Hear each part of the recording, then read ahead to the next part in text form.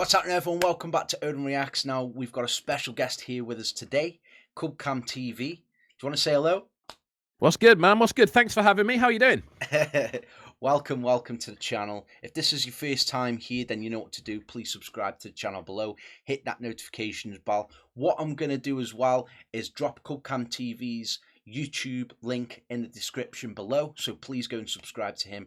Go show him some love and support.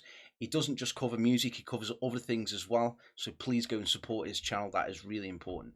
Okay, so getting into this.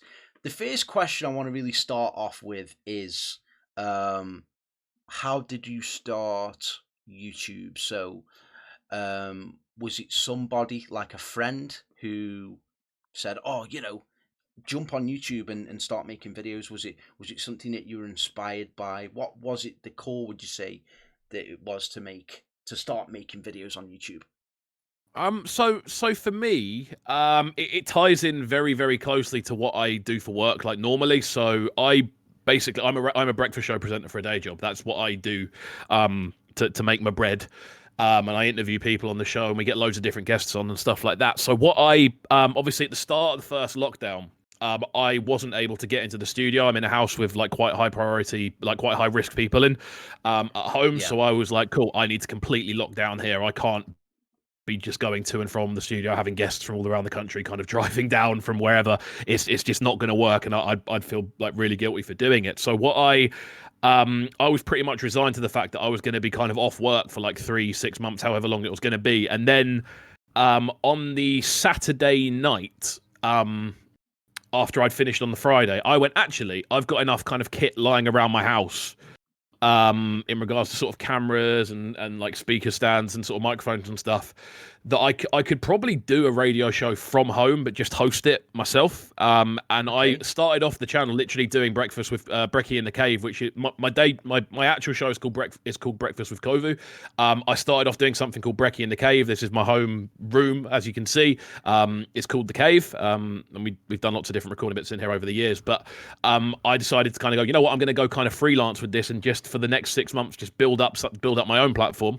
Rather than everything just going completely out of my hands and kind of getting lost a lot of the time. So I ended up going, cool, let's do the show from home.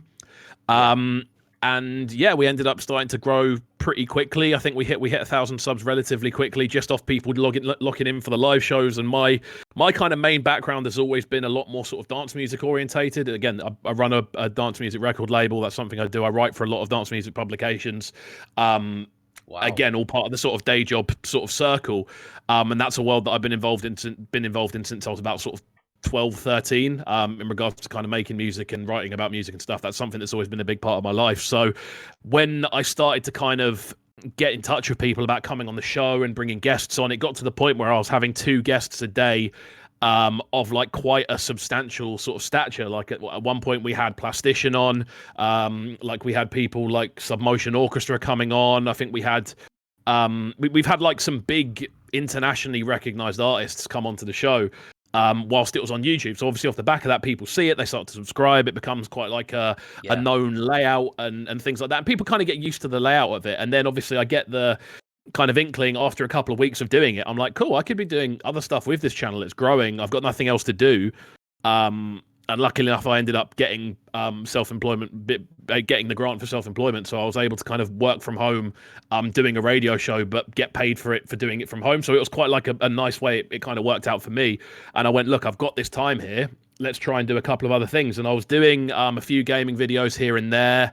And I was doing a couple of like food review videos as well. And then I ended up basically just kind of doing a one-off AJ and Mostak tune, and it did okay. And I put it up on my Insta, and people were like, "Oh, you're quite good at this in the way you kind of talk." Because obviously, I come from a very kind of technical musical background, in regards to production. That's always been a big thing for me. Like as I said, I've been producing and DJing in venues since I was about like the first show I played was at 15. So it's a world I've been very much involved in for a long, long time. I'm 27 now, so my sorts of ins and outs of understanding of production and understanding of the technicalities of kind of sound is something that's always been a very central thing for me. So with that, I kind of went, look, let's kind of take this from a different approach. I'm not going to sit here and sort of shout and scream. It's not really my personality. However, I'm able to break stuff down. I'm able to kind of listen to things and pick things out and understand sort of levels of what's going on sound wise, and it just the reaction side of things pretty much picked up from there. And now I'd say it's probably that combined with the interviews and the top fives. That's what the channel is now. Like, it's become a place where people kind of come for more sort of technical analysis and sort of technical opinions, alongside kind of more in-depth conversations with artists about what they do, rather than like on a more sort of mainstream angle, if that makes sense. So that's how it started for me, and it's been so enjoyable. Like, the growth's been, this is easily the project that's grown the quickest for me. I think we're 10 months in now, we're on 6.75k, I think it is now. So it's like grown like quickly. That is really quick. What I like, and I didn't know actually before the interview, was that, and before we spoke, guys, probably 10 minutes before recording, but I didn't know that you were a radio host. Yeah, man. So I'd definitely like to ask a couple of questions regarding that. So what's the radio name, first off? So I work for a station called Trickstar Radio. We're based down in Brighton.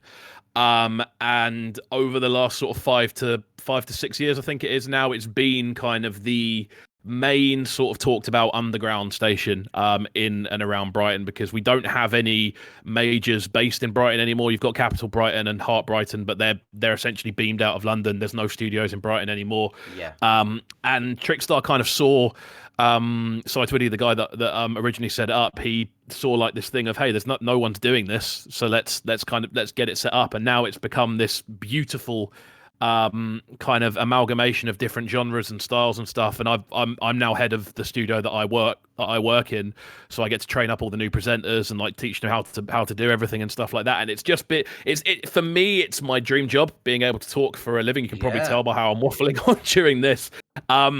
But for me, it's my dream job. I'm head of playlisting as well, so I get to pretty much choose what gets played. And it's been a show that a lot of people have grown to love, especially over that lockdown period. It gave a lot of notoriety to the show. I've been there over 2 years now, doing that for my day job. So 7 till 10, Monday to Friday, literally live on air. You can get the Trickstar Radio app, all of that good stuff, and lock in, or via DAB or FM if you're in Brighton as well.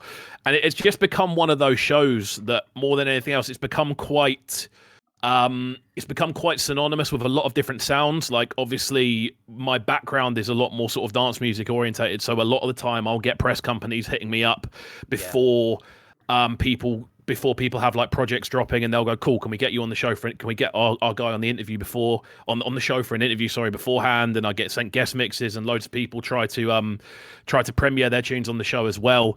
And it's great. It's become a platform that I'm super, super proud of. And obviously that breakfast show time is a time period where people aren't necessarily in other platforms kind of utilizing it as an underground platform. It tends to be quite a mainstream sort of slot, but we try to do things a little bit differently, basically. Wow. You're definitely going to have to try and get me on there one day. 100%, 100%, man. You're welcome whenever. Oh, thank you. That would be sick. I mean, radio hosting, that's something for me. I've always been quite confident when talking to people. So, and I think it comes from like doing like sales jobs and things like that, where I was talking to a lot of people when I was younger. So, coming into YouTube was, I think, like yourself, that's what I like about your story, is that you've started radio hosting from a young age. Not only that, not only have you've got the Trickstar radio station going, but you're helping other people with regards to other presenters and things like that.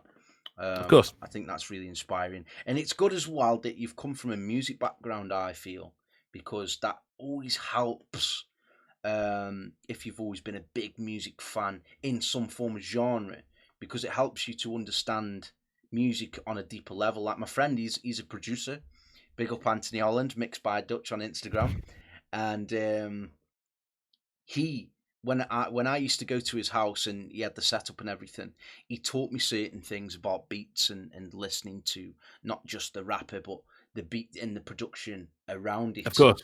Which you'll understand as a radio presenter, because you're listening to music all the time. And of course. So for me, yeah, that's really good that you're getting some artists involved in the industry of your radio and interviewing them.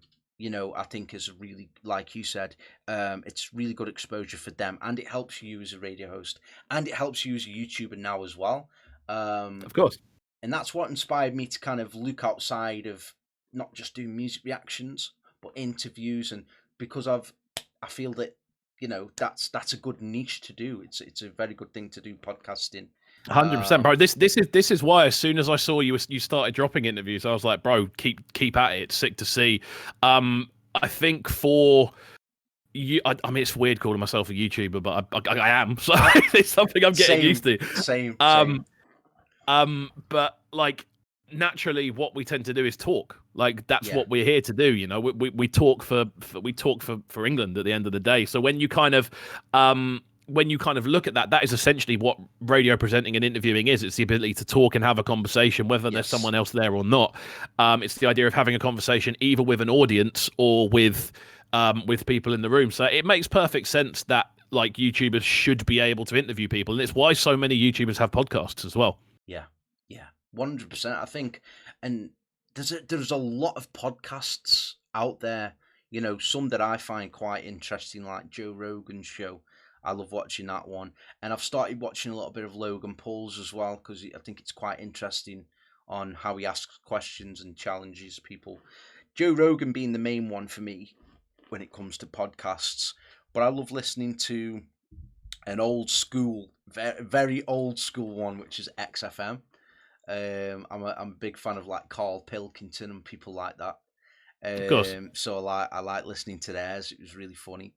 But so for me, like with YouTube, when I first started YouTube, and this is what interests me when I ask this question to each YouTuber on this platform, for me, I want to go for number one. You know, I want to go for the top spot, because I think if you're not, and this is just my opinion, if you're not aiming for the highest, then what's the point? If that makes sense, you know, if I'm not aiming completely, man. If I'm not aiming for success in doing YouTube, then you know, there's nothing kind of motivating me every day to push forward. If you could have it your own way with your YouTube channel, would you have it where it would be mainly interviews? Would it be mainly music? Would it be a mix? Like how would you like to say, if you had 1 million subscribers and you had to pick one, which one would you pick? It'd be if I had 1 million subscribers and the people were interested naturally in what I was doing. Yes. I would pick interviews every time, because for me that's my bread and butter. Like that's what I've kind of grown up doing. In a written world, it's something that I've always been quite naturally adept at doing. It's something I enjoy doing. When people listen to the show, they often say to me like, it's amazing how you can get people to be so relaxed and understand and be able to respond to them and understand where they come from. Like I don't tend to do much research on the guests I have in. I let them explain themselves. Yes. And I think that's such a more...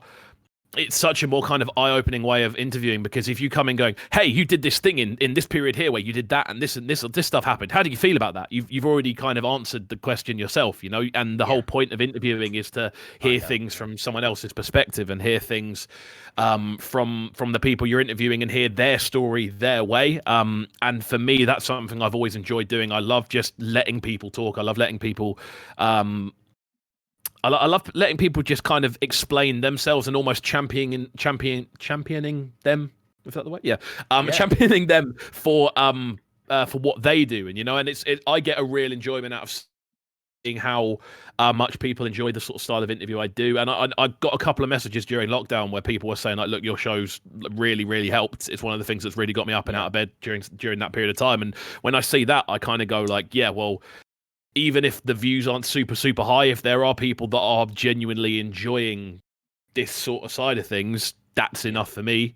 Obviously, I want as many people listening as possible, but it's a weird one for me because the show and YouTube kind of overlap so heavily, and the sort of stuff I'm reviewing and the people I'm interviewing are all so sort of interwoven. It's almost weird for me to kind of differentiate between the two. There's something I've battled with mentally in my head for probably a number of weeks now, and I've thought to myself, should I separate the channels? So I thought at one point I should do a podcast channel and a reactions channel. But then I thought, what's the point? Because there's YouTubers out there, like Laid Back and No Life Shack. No Life Shack I've followed for a long time, many years. But we're talking like sort of champion level, top Yes. tier, leading the game in reactions sort of people now, aren't we? Yes, 100%. Like when you watch them, they don't just do music reactions anymore. They cover a lot of different things on the channel. And so for me, that kind of batted the idea away of setting up another YouTube channel. Because Yeah, entirely. I think at that point it's like, you know, I'm gaining an audience, and not only am I doing that, but I'm offering different content. That's what I like about your channel is the interviews and the music reactions. It's different. I like your background as well, the radio hosting and things like that. I think only if you're gonna offer something, you know, to the channel with interviewing, and what I found, interviewing and music go interwoven. So like you said, you'd pick interviewing. But if you picked interviewing, you'd be covering music anyway because Yeah, entirely. you'd be talking to artists. So it's a win-win from a YouTube perspective. Definitely, man. I mean, I was going to say the sort of ideal sort of long-term goal for me would be the idea that I do sort of like shows 3 or 4 times a week, and in that sort of period I would do like live reactions to tunes. I'd get people like guesting on the shows. Like it'd be a much more sort of everything amalgamated into one sort of product, if that makes sense. Like everything we do on the channel kind of put into live stream format where you almost get like the full thing. Here's a 2-hour experience of reacting to songs, interviewing people, getting some analysis, like playlisting, talking about things that are going on in the world and things like that. And that would be like my ideal scenario, would be to be able to kind of stream from literally where I'm sat now, react to music, have everything set up on OBS or whatever streaming software I use at the time, and just have it very much so it's like entirely mine, if you know what I mean. I saw a video that I definitely got to ask you this question. I saw one of your videos with Danny Jack on. Now, you guys who don't know Danny Jack, he's got his own battle league, rap battle league, which is insane. Don't Flop fans, if you're watching this as well, any of you know that league, big up yourselves. I started watching Don't Flop since was hosting tournaments in one of their multiple story car parks, and O'Shea was on the bottom floor rapping. I think it was Tony D or someone, like the real original kind of battle rappers from that scene. So when I saw Danny Jack on one of your videos and you were both reacting to the same song, I was like, yeah, I'm gonna enjoy this video because I've watched Danny Jack's battles and he's quite comical in his raps and things like that. So obviously the next question is going to be, is it that you've been a fan of Danny Jack? I don't know if you live locally to him. This is a great story. How did that one come along? Well, I'll give you the full kind of breakdown of it. So I used to watch a lot of Don't Flop. I used to watch a lot of battle rap, mainly US stuff as well when I was a lot younger. And I used to go to events, and then one day I thought, you know what, I'm going to try out myself. Why not? I like rap. I used to rap when I was younger. I've rapped on songs like the entire way through. I understand the sort of technical side of it. I understand the writing process. So why not give it a go? So I went up to do a tryout. And Danny on that day had done a tryout 2 weeks before, and he was back doing his second one. And he choked really, really badly in that second tryout, and me and the person, I lost my tryout, but we both went through. We both got in basically, because it was close, and we were the only two that didn't choke throughout the day. And then we went to the first sort of main event where I'd been booked for it, and Danny had been kind of just like blacklisted, and I went outside to Danny and I was like, hey, what's good? And we ended up just becoming like pally off that, and we've been pally ever since. Like I managed him for a while. He's got releases on my label. We've played shows up and down the country together. We did a sound clash together at Ministry of Sound versus Cade and Bruce C. We've done a 2-on-2 together as well. We've made music together. We've done loads of stuff together, me and Danny. He is like he's like a brother in a different city, you know. Like he's someone that whenever he's down in Brighton, we have a good time. Whenever I'm up in London with him, we have a good time. And we've helped each other out for a lot of different things as well. So it's we're a lot closer as friends than like just people who know each other through doing something. Yes. So he's a he's a dear friend of mine, essentially. That's insane, man. That's good. It's good to hear. I never knew that. I never knew that you like again before we started recording. I didn't know that you wrote music as well. And this is what's interesting about doing these interviews. Like you said Cool. before, is if you don't do your research too much on people and just kind of go into it, it's amazing to find out what you know. So not only do you do radio hosting, but you write music, you know, you're the head of a show, you've got a YouTube channel, you know, and you've been a part of some pretty amazing stuff as far as I'm concerned so far, pal. Like, you know, I'm not blowing smoke up your arse. That's something to be proud of, man. Thank you, man. I do appreciate it. No, it's no worries. I started watching rap battles since Grind Time Nowadays. Yeah. You know, so it goes all the way back to Immaculate. You've got... Well, Ilmac is my favorite worldwide still to this day. Can you remember Awkwards? I can. I was never a massive fan of Awkwards. You know, I've always been sort of West Coast over New York with what I've West Coast versus East Coast essentially. Like a lot of my favorite people are West Coast people. Ilmac being my favorite. Hollow the Don.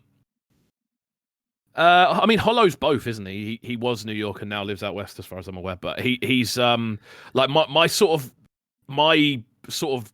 I'm trying to think, what I enjoy in battle rap has shifted dramatically. I used to be a proper like essentially fan of sort of nerd rap at the end of the day. That's what it was. Yeah. Moved a lot more towards like my favorite people are essentially Shotgun Suge and T-Top. They're my two favorite realistically in the world. Yeah. From that more sort of main sort of thing, I would love to see Ilmac versus anybody, but if like the people I know are going to be battling like semi-regular and are going to be doing those like massive 3,000 person stadiums and shit there, for me like it's Shotgun Suge and T-Top are the two for me. The Saurus is insane as well. Like I enjoyed his old content. Of course, it's legendary status as well, man. Yeah. You look at some of these people; they've been doing this since like 2003. Yeah. When you look at it, that's like 17 years of writing and rapping and memorizing stuff in the same form. It's crazy when you actually look at it. One of my favorite ones from Canada, well, the whole of the battle rap scene, who I think is really talented is Sharon because of his freestyling abilities. I've got a really interesting story about Sharon. Oh, come on, let's go. Get it. So after Checkpoint in London, okay. Which was where Sharon was against Yunnan. That event, we all went back to a pretty crazy house party somewhere in London. I can't remember where it was, but it got to the point where me, Yunnan, Heretic, Sharon, Danny, and then a few other people were all in a kitchen. And Sharon was just freestyling over D&B, and it was one of the most surreal experiences in my life. Wow. Did you get any recordings? Please tell me you got some recordings. I think we did it at the time, but none of it ended up being like usable to put online or anything like that. But yeah, it was there was a lot of that when I was very involved and I was like going to every event and sort of part of the community, I suppose. The thing with me as well, when I finished like stopped clashing, like the last clash I did prior to one I did earlier this year, was me and Danny's 2-on-2, and then the following day I DJ'd at Brixton Jam for Don't Flop, and from that point onwards, I was their in-house DJ, so I got to go and DJ at all different places around the country, like Stealth in Nottingham, Stylus in Leeds, Ministry of Sound a couple of times as well. So I ended up pretty much switching entirely out from the rap side, got back into DJing to become their in-house DJ. So like, there's such a like sort of long, convoluted story from like what my involvement with it. But I remember just going to different cities and different like hotel rooms and shit, like some of it, just crazy kind of wavy experiences. Like I've never known like a social circle to be so adept at finding crazy situations. Wow. Yeah, I can only imagine, because you know the UK scene is crazy, man, or was crazy. with regards Yeah, of to course. the battle rap scene, and the energy behind it, it was something that for me will always be captured as one of the great times in history. Like, I was watching battle rap for years, all different leagues, but mostly don't flop. Watching it for years. There's so many different legendary battles. And you'll have to send me if you find any of that footage from that night. You'll have to DM me, please DM me if you get any of that footage. That would be I sick. will do. I think you know what? I'll ask Danny Yeah, definitely. if he's still possibly got it, because he's the sort of person to definitely still have it if he Yeah, does. yeah, 100. If you can find that, I promise I won't post it or anything. I'd love to see that. That'd be iconic, mate. Yeah, that would be insane. Moving on from that, you said that you did a 2-on-2 with Danny Yeah, Show. yeah, I'll have to check out yeah, some. yeah. Have you got many YouTube battles that have been aired? I've got 14 online. Actually, no, I've got 12 online. One, I had 2 on the extra channel, which was removed. I clashed Raptor, which I No won. way. I didn't I really. went. I didn't know that. Yeah. I was a bat. I beat Shocks 3-2 as well. You beat At Brixton Shocks. Jam. Yeah. At Wow. Fiddlers. I'm gonna have to check your stuff out, man. Yeah, just don't watch the Juan battle, because that's like the worst performance I've ever done for anything, and it was a final. So yeah, I mean, people will obviously go and watch it, and it was dreadful from me. But like the ones, like either side of that, the Raptor one, which isn't online anymore, which is really annoying, and then the Yeah. Shocks battle, and then there's a Bizzo one, the 2-on-2 I did with Danny, and then there's one I did recently this year, after like 5-6 years out on a couple of weeks' notice, and that was done down in Brighton as well versus a guy called Henry. So there's a fair few online if people want to go check it out. What's your rap name? It was Sleepy G. Okay, go check them out, guys. Please go and look at them videos, and I'm going to. But not the Juan one. Don't watch the Juan battle. Don't watch the one, guys. But I'm going to see that. I'm going to see that. I was going to say an interesting story with that. Juan. One of Juan's very close friends at the time was producing, and since then he's now become quite a big deal in the sort of underground, like bass garage, like grime dubstep sort of side of things, and he's now signed to my label. So there's there's so many sort of ways it's all kind of interwoven. Like you look at it, Brucey now is one of the biggest essentially dance music MCs in the country. There's no getting away from it. He is, and he was obviously involved in that Don't Flop circle. You've got Wilsey now, who is he does the breakfast show on Westside, and it's one of the best breakfast shows there is. Like, we're in competition constantly. Yeah. And then you've got people like Flawless, who's now like an official Manchester United YouTuber. Like, he's one of like the official like ones that they recommend to go and follow and shit like that. So there's so many people that kind of come from that background, Yeah. that had their own things going on, that are now all interwoven. I mean, a good example of that's Definition. Like, he runs Heavy Spoilers on YouTube, and he's one of like the biggest, most popular YouTubers in the UK now. So it's like there's so many things that kind of come off the back of that community. It's definitely a circle that pushes you to be creative, even if you don't realize it. Yeah. I suppose it's a good way. Yeah. How do you get into the radio? I've always been interested in like radio hosting, like yourself. How would you get into that industry? So if you wanted to, become a radio host, how would you go about doing that? And would you have to start at a certain age, or can you just jump into it whenever if you've got a work ethic? Well, again, for me, I started really young. I started hosting a show on Ruthless Sounds, which was an internet station, which I did from home and I connected into.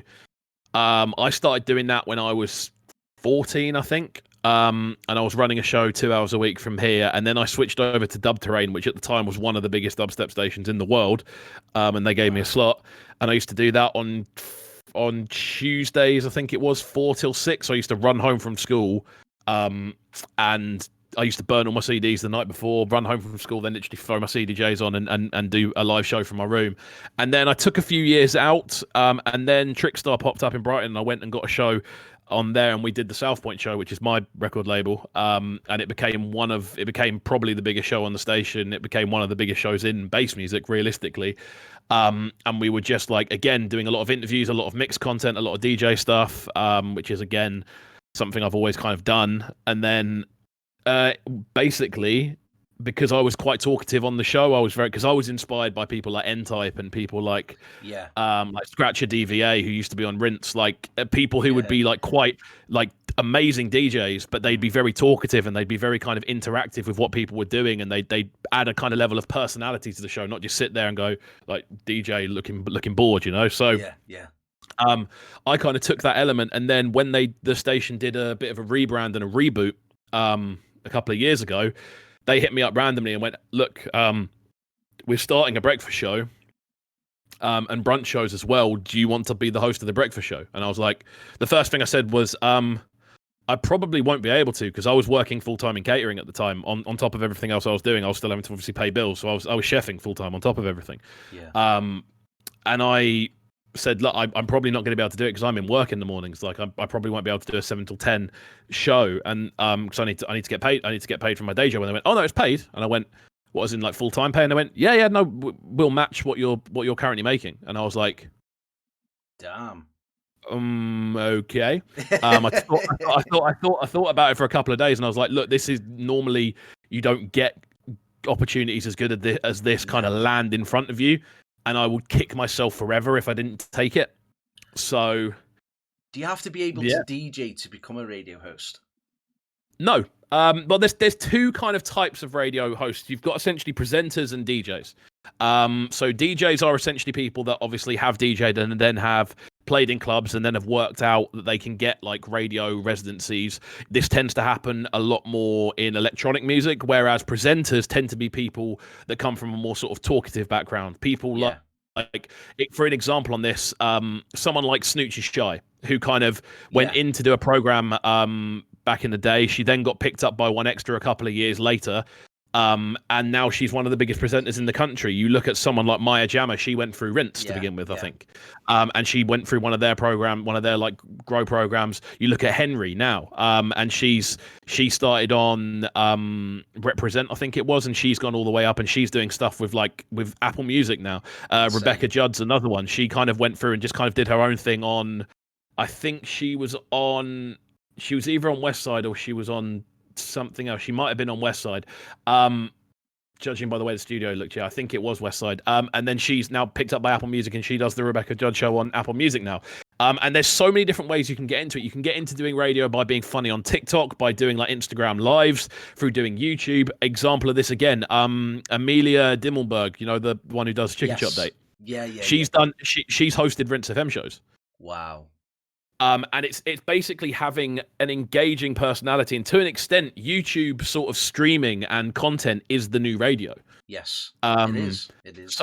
So they overlap. Whenever you see people doing sort of live podcasting and stuff, you're essentially just doing radio. Like realistically, when you see people kind of sitting there streaming, talking about something that's happened for an hour and a half, that's a radio show, bro. That's what it all is. And I think, almost like this idea of radio being quite a stagnant thing. It's not. It's just evolved into different things. It's why most people listen to radio via the internet now rather than via FM or DAB. So it's something that constantly evolves, and I think you can turn anything into a radio show if you care about it enough and you want to put the effort in. Something that we used to do back in the day with the South Point show was we used to spend, I mean, me personally, I used to spend so much time kind of working out track listings, doing track of the weeks, making custom artwork, building like effects and jingles. A lot of people will turn up to do a radio show that they have a residency for. They'll turn up, talk once, mix for 2 hours and leave. And for me, it's like, you may as well do that at home. If I want to do a radio show, I want to make it a spectacle. I want to make it a big deal. I want premieres. I want exclusives. I want interviews. I want guest mixes. I want to get as many people involved as possible. I want to make a big song and dance of it. Because when you're doing these sorts of things... Oh, I think my camera's just died. Brilliant. It's all good. Anyway, I'll leave that for a second. I'll be able to turn it back on in a couple of minutes. It's been on for about 6 hours today.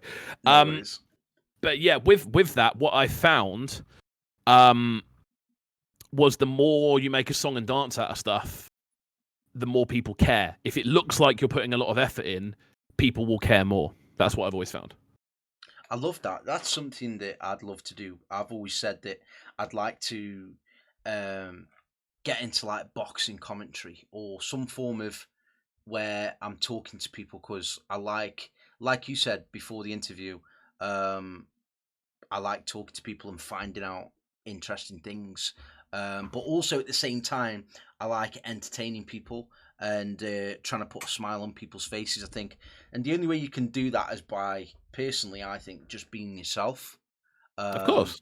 and I think, like you said, YouTube is the new radio for a lot of people, because they tune in to our channel and watch us react to music or an Of interview course. or whatever we're Um, reacting to. but that's what radio used to be like. Think about it. Back in the day, how many people would actually sit down and listen to a 2-hour radio show? You're listening in the car, you're listening for a few minutes while you're getting ready, you're listening in the background at a party, or Yeah, like yeah, it's this, like, you want to make stuff as explosive as possible, but you have to remember you don't necessarily have people's concentration for 2 hours. You have to make that 2 hours like enjoyable more than anything else, and you can never take a listener for granted, which is similar with YouTube. I think you have to constantly yes, be updating and staying on the ball with things, and we were yeah, saying earlier, obviously being first to market and becoming someone people can rely on. And that's what you have to do with radio. And I think that's going back to your earlier question as well, that thing of can anyone get into it? Yeah, anyone can, but you have to understand that it's not gonna you get in as much as you put out. If you go, I want to do yes, radio, and you turn up and you're not really keen on learning anything, you're not really keen on kind of making things your own. Something I teach to anyone who learns with me yes, is, the first thing I say is, look, the more you put in, the more you'll get out of it. Um, and what I tend to find is people then start going off and getting their own guests. They start building their own sections and content, and I don't even need to encourage them in that, because I've given them this message of, look, you work it out what you want to do, and yeah, work out something that you want to do that you know you're going to enjoy if it goes right, and then you're going to constantly be motivated to make it better. definitely. Like, and it's like, and me and you will understand this, and other YouTubers will understand this as well. When you upload your first video, that's it. You're hooked, because it's like, right, what is the next video I'm going to do? How can I make this better? Like, I go to bed thinking, how can I make my thumbnails better? How can I make this content better? What content can I make more exciting? I wake up the next day, I'm checking my views, right? Because I'm fully invested into YouTube, because I want to make it work with anything, whether it's radioing, DJing, anything to do with music or outside of music. I think to be successful, you've got to have that work ethic, and not only have you got to work hard at it, but you've got to enjoy it. Most importantly, you've got to enjoy it, because at one point, when it gets hard, when things don't go your own way, you're still going to do it because you enjoy what you're doing. And that is the most important 100%. thing for me. What separates the fake ones from the real ones is that the fake ones, they crumble when it gets hard. They crumble when things don't go their way. But the real ones, the ones that are really enjoying the content and really want to do what they want to do, and have that vision, I feel are successful. And like you said yourself with the TV hosts or representatives, radio hosts, like you said, go and do your own thing. They've got to put the work in, and like you said, you've got to have that humility whereby you sit back and think, do you know what? I don't know it all. Yes, I've got good energy, I've got good passion, but I need to learn this, and this about the craft of this business. And that's what interests me about radio hosting and that kind of field as well. Is it's quite similar to YouTube, because Yeah, entirely. you're always trying to improve, aren't you? Well, it's very similar, and it's very different. With a radio station, you're almost not conforming, but you have to understand that you're working under a certain brand, and people listen to that certain brand for a certain reason. Yeah, YouTube, all those rules go out the window. It's entirely yours. yeah, Um, so you find a lot of the time that people who have active YouTube channels aren't necessarily regulars on radio as much. yeah, Because the two kind of overlap. I'm in quite a unique position with that, where I'm on YouTube and all my videos from that I do on radio go onto my own channel. So um, it's been good for me, because it means I have been able to naturally find that balance between like the radio interviewing side of things, and obviously the conversational side of things with reactions and top 5 videos and stuff like that. So yeah, at the end of the day, it's all about finding a balance and understanding what platform would work best for you. There's definitely people out there who are currently radio presenters who would work 100 times better on YouTube. There are some people who are currently on YouTube who would work 100 times better as radio presenters. Because I'm just trying to think of the best way to describe it. If you're quite reactionary and you're quite like, cool, let's talk about what's happening about this thing, you should be on a platform. But if you're going, let's talk about this thing that I'm creating, that's a YouTube thing. So again, it's finding the balance. I'm quite lucky to be pretty much bang in the middle of those two things. So yeah, that's what I found. I'll have to hit you up after this interview and see what the avenues are of looking into radio. Definitely, for real, man, for real. So what are the next question would be, what are your long-term goals? So in the next 2 years, or let's say the next year and then the next 2 years, where realistically would you like to be with YouTube? Within 2 years, I'd like to be in a position where I could turn around and say, if I wasn't doing my current full-time job, I could survive solely off YouTube, which is obviously difficult, and it's a big jump to be full-time on YouTube within 3 years. However, my current growth kind of says it's possible. Oh yeah.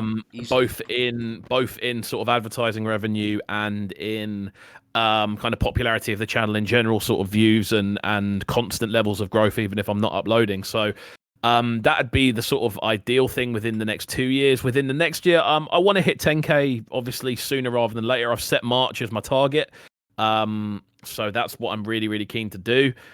So I could say I've hit 10K within the first year. That's the sort of big goal for the end of the year, because obviously I started the channel in March. So if I can do that, that'd be amazing. And then obviously, yeah, just keep getting bigger and better people onto the show, which then obviously the footage of which then gets put onto the channel. And yeah, that's the whole thing. It's just growing everything as different bubbles. Because obviously for me, like, as I was saying earlier, I write for numerous different publications as well. So, like the review side of things and the sort of written interview side of things is a big part of what I do as well. So I'm hopefully looking to finding a way to kind of almost incorporate the journalism side of things into the channel as well, sort of talking about things that are going on in sort of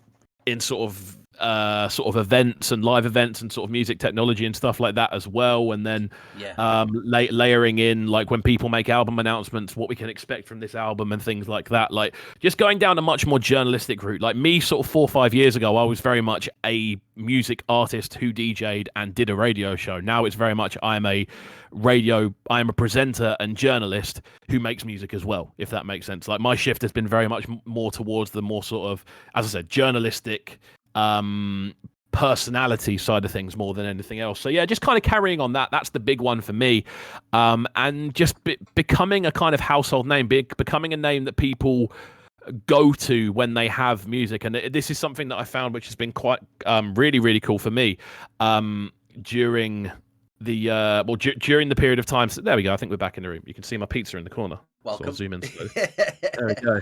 I got a Fato Amano earlier. It was absolutely banging. Yeah, we're back in the room.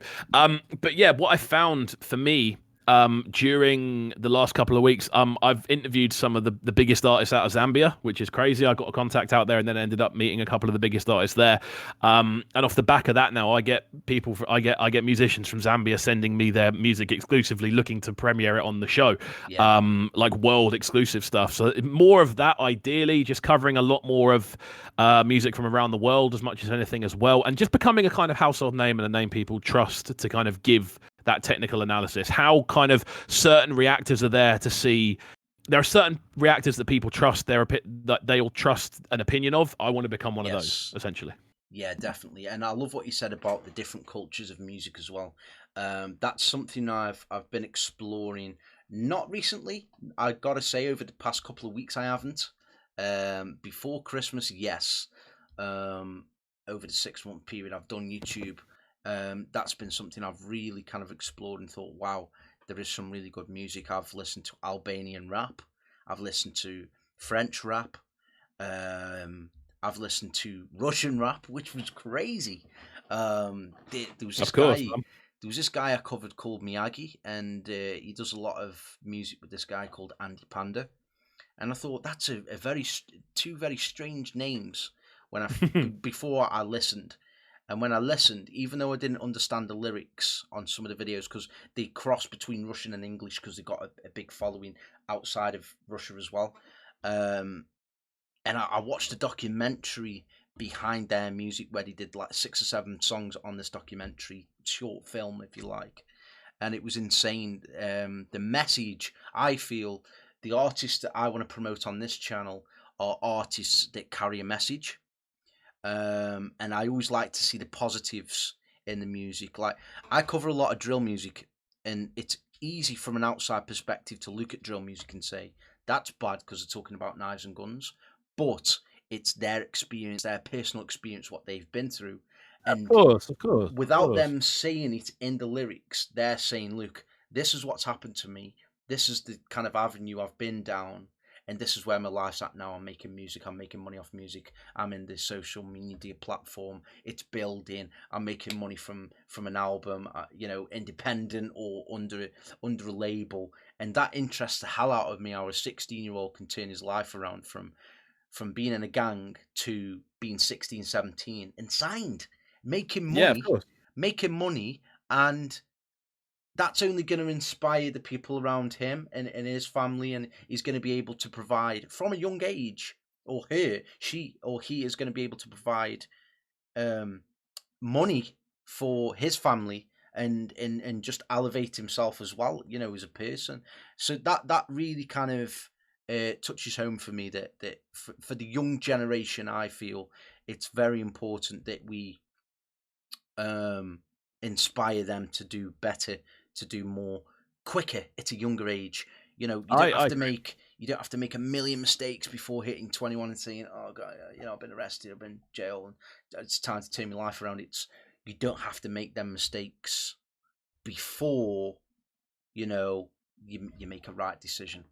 You know, of course. Yeah, no, I completely agree, man. I think it's the same thing happened with grime. You know, back in the day, that's everyone was, oh, they're rapping about violence, and then now it's become one of the biggest exported genres out of the UK. It's what happens, man. Like, anything that's new and different, and is the same thing happened with rap in America, and it's the same thing has happened with a lot of different genres of black music over the years. It's something that's always going to happen realistically in sort of white controlled circles. It's just something that's going to happen. And it's in no way okay, but it is something that is when you look at the sort of long-term things of it, the positives will always outweigh the negatives, as far as I'm concerned. Run DMC is a massive example.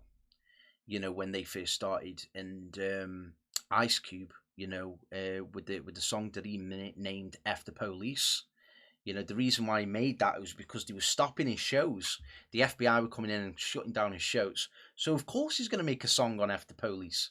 You know, hip hop was a genre where they could start to speak out about the things that were happening around them. You know, so rap come off that, and you know, grime come off that, I'd say, as well. You know, obviously inspired by garage, of course, but so many different genres were made because of hip hop speaking out. You know, so it's inspirational, and it's been inspirational for many years. That's what interests me about music, is it can take you out of one mood and put you into another. You know, entirely. You can be depressed, you can be full of anxiety, full of stress. You know, whatever's going on in your life. You know, whether there's people suffering with mental health issues out there, it's a massive thing, and it's a topic that I like to talk on a lot as well. Music is inspiring, and you must have come across a lot of people that have mentioned their mental health in radio hosting, where music's helped them. Of course. Because a lot of people, of course, man, of course. A lot of people I've spoke to have said that music's very therapeutic. Have you found that being quite a correlation with the people that you spoke to that make music? I wouldn't necessarily say a correlation in regards to it being a therapeutic thing. Yeah. More something to concentrate on, and more something to kind of follow and strive towards, and have something to have a goal with. You know, like it's an interesting one, because for me personally, I'm a workaholic, and I've spoken on mental health issues a fair few times. Yeah. on different podcasts and platforms and stuff like that. So there's a really good podcast run by a friend of mine called My First Panic Attack. It's by my business partner Josh Gunston, and it's very, very interesting listening to people's. And it's not even necessarily like artists or celebrities. It's literally just people he knows. Yeah. And he gets them in and they kind of talk through their personal things. And I think it's something that is always good to address. I think with music in particular, for me, it's always been a case of having something to do. Yes. And having a never-ending pile of things to do. If I want to do them, I can. Yes. And I think for a lot of people, that's a similar situation, even if they don't necessarily know that yet.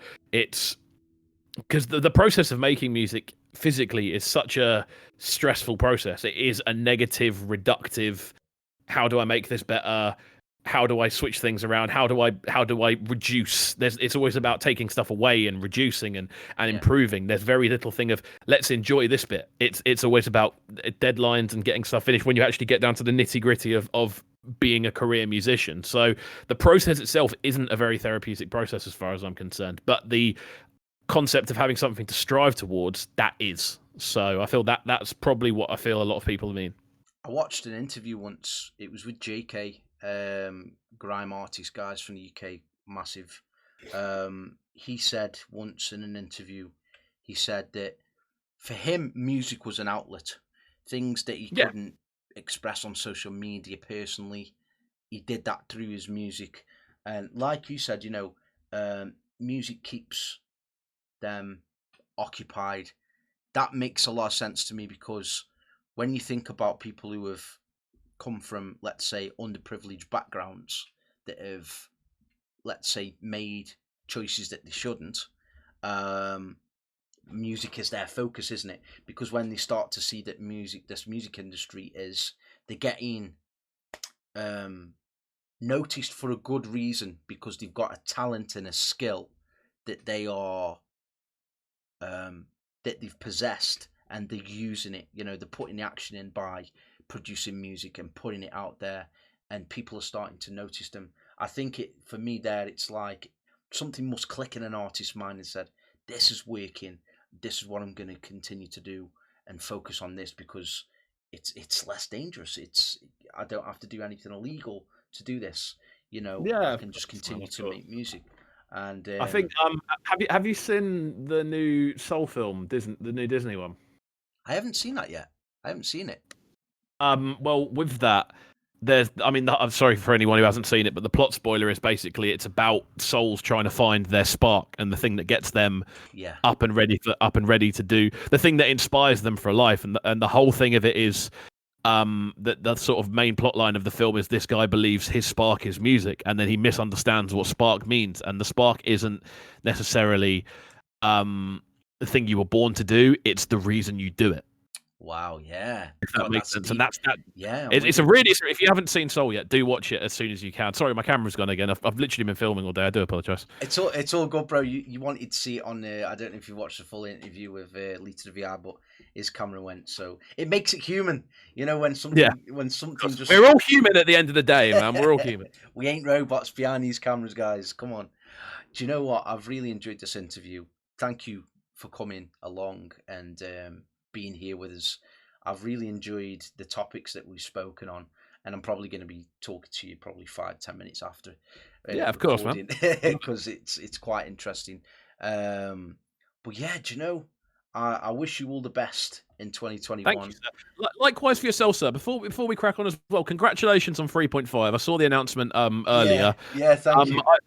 On a side note, I've been kind of I do it with a lot of channels. I kind of watch. There's a lot of reactor channels that I'll kind of watch and go, like I'll keep an eye on and see how they're doing. And there's a couple of channels out there which I'm a massive fan of. I've got my subscriptions page up on the other side. I'm gonna see if I can run through and find them, because the names have literally slipped my mind. Yeah, shout them out. Shout them out.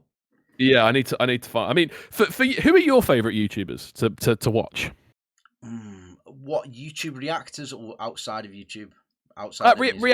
Reactors more than anything else. It's gotta be Lita the VI, Walks. So Prod by Walks. He covers purely drill. So very much kind of UK centric music reactors more than anything else. No, because I am a big fan of No Life Shack as well. I like his personality, how he's very out there. You know, he's very boom. He's in your face. He's clapping. He's laughing. He's up off his chair. He's up off his seat. I feel that you need that. You need that energy, even if you're not flying out. You see, you need some form of energy. So he's quite inspirational to me. There's a lot of YouTubers I watch. I watch yourself, and I'm not just saying that Thank you. because I'm interviewing you. I said that to Lita the VR. You know, I made a video about him before interviewing him. So, and that says it all. But I'm interested in the way people break the song down, because it gives you a different perspective on the song itself. You might have missed a Of couple course, of man. things, and it just helps. It helps you as a reactor to kind of push forward and think about things differently. Like you said, as a radio host, if you're not willing to learn, then you're not going to get better. It's as simple. If you're stuck in your way. Entirely, man. Entirely. I mean, I've just gone through and I found the two that the name of. There was one that I really wanted to shout out for the way they do things.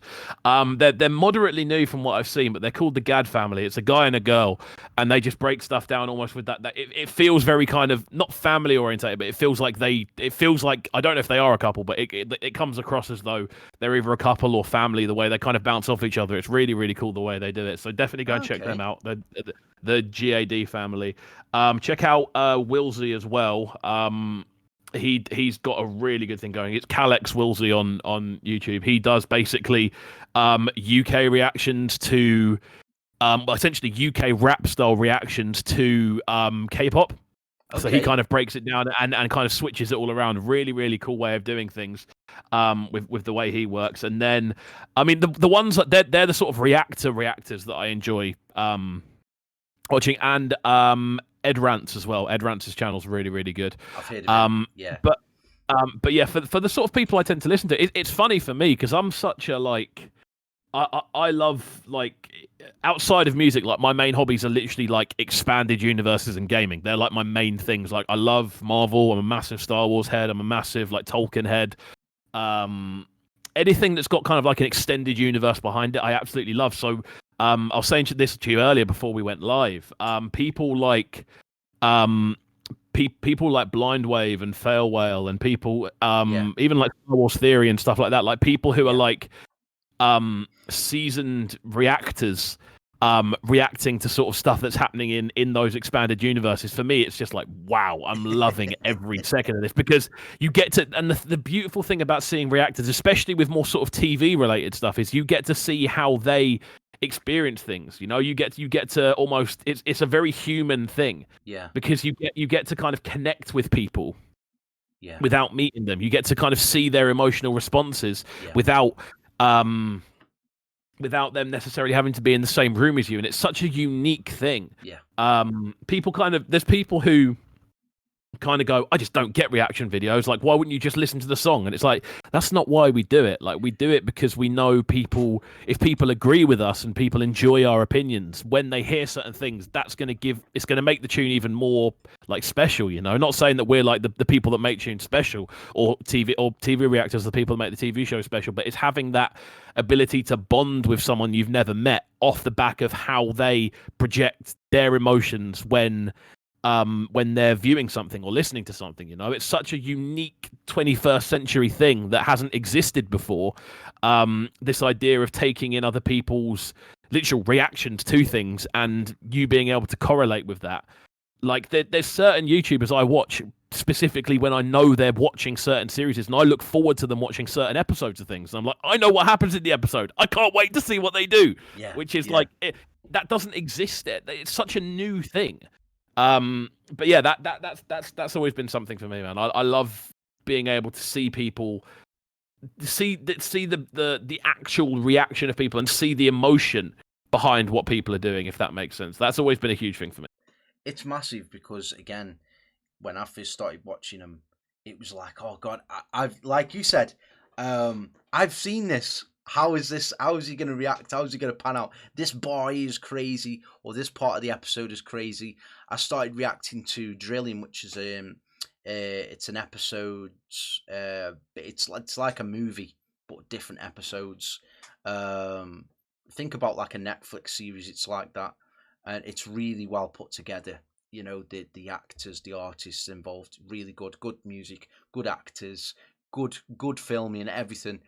And I reacted to it, and the main guy, the person who runs it, shared it on Instagram, and he really enjoyed my reaction because at like 38 minutes, Walks, who I was talking about before, he was in he got to get in the video, so it looked like he was a producer, and he comes storming in and puts a gun to his head, and at that point I just started laughing my head off because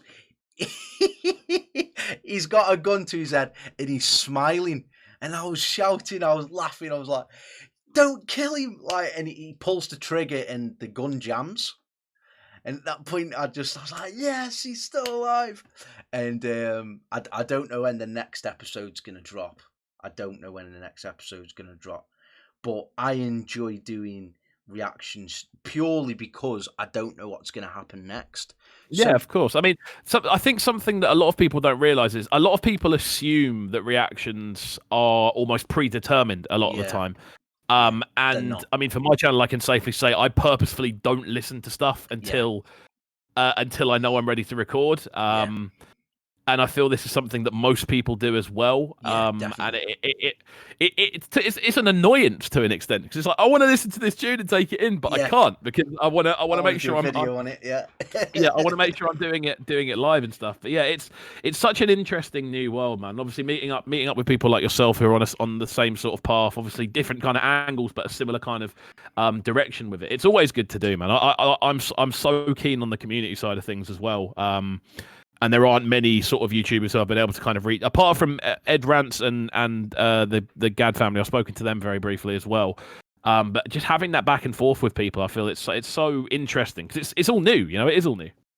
It is, and as you go along as well, as we've mentioned a few times in the interview, is you learn from other people and they inspire you, and you can inspire them by saying something, and it's like a big community, like you say. You've never met this person in your life, but you're talking to them over the camera, over a voice, and texting, whatever, DMing, and you're helping each other.